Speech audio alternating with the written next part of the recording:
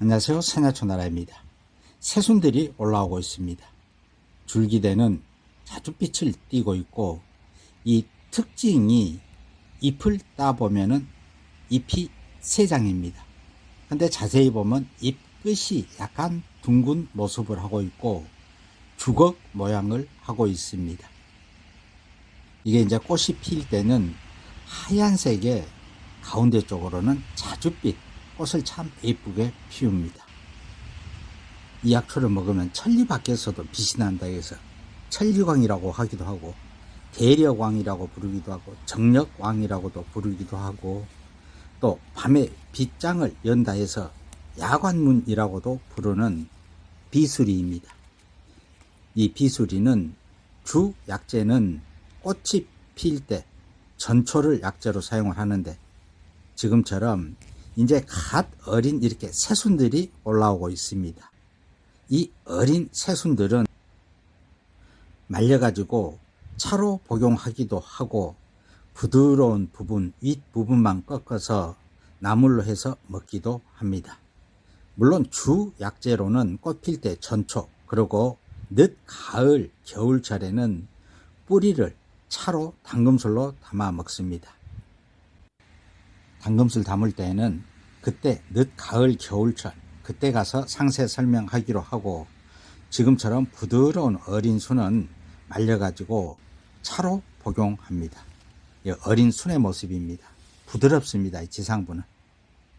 이처럼 지금처럼 부드러운 어린 순은 말려서 차로 복용하고, 또 나물로 먹기도 하고, 또 꽃 필 때 전초는 말려가지고 말린 것 20g을 물 1리터에 달여서 복용하기도 하고, 주로 당금술을 담아 먹는데, 당금술 담을 때는 꽃이 핀 상태에서는 전초를 잘게 썰어 말려가지고 30도 당금술에 6개월 이상 서늘한 곳에 보관해서 한 잔씩 드시면 자양강장의 보약입니다. 또한 늦 가을, 겨울철에는 이 뿌리를 말려가지고 당금술을 담아 먹습니다. 이 비수리, 야관문은 독성이 없습니다. 특히 남성들 성기능에 좋다고 해서 정력광, 대려광, 또 천리 밖에서도 빛이 난다 해서 천리광 등 다양하게 부릅니다. 또한 전립선이나 발기부전에도 좋은 효능이 있고, 콩팥을 보호하고 기관지 질환이나 당뇨, 또 간 건강에도 좋은 효능이 있습니다. 또 여성들의 폐경기나 갱년기에도 도움이 되는 약초 중에 하나입니다.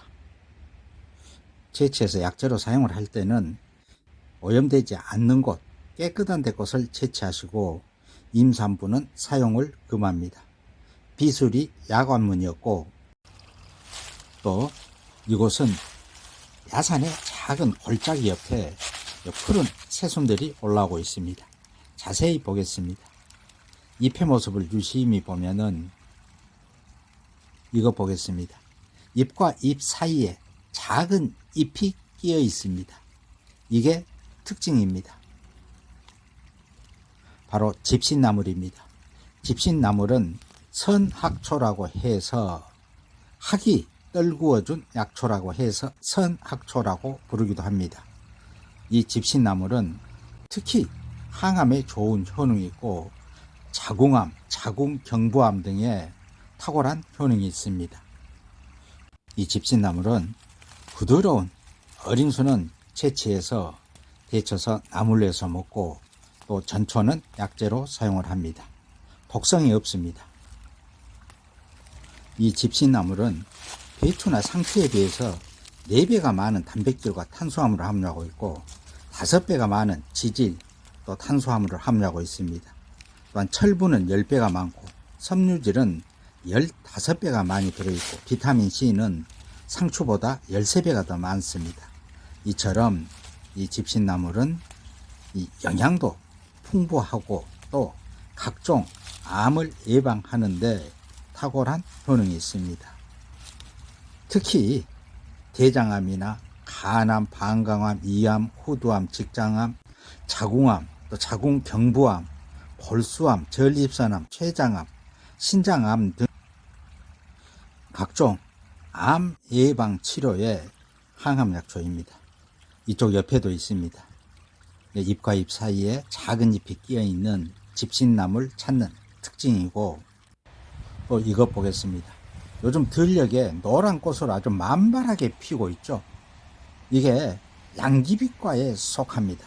이렇게 꺾어 보면은 노란 찐이 애기 똥처럼 고약한 비슷한 냄새를 풍기면서 바로 이게 해서 애기 똥풀입니다. 아시는 분들은 이제 다 아시지만 초심자를 위해서 설명드립니다.